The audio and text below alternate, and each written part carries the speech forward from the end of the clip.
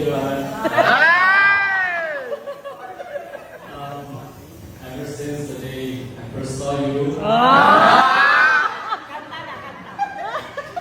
your beauty will always make me speechless and mesmerized.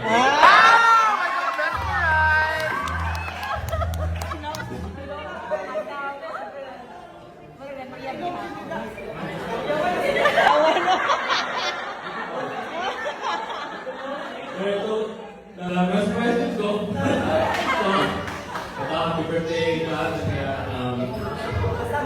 you know, I'm really not good at speeches, no? I'm just good at making scripts, plans that a person who comes to the going. Happy birthday, God. I love you. I love you.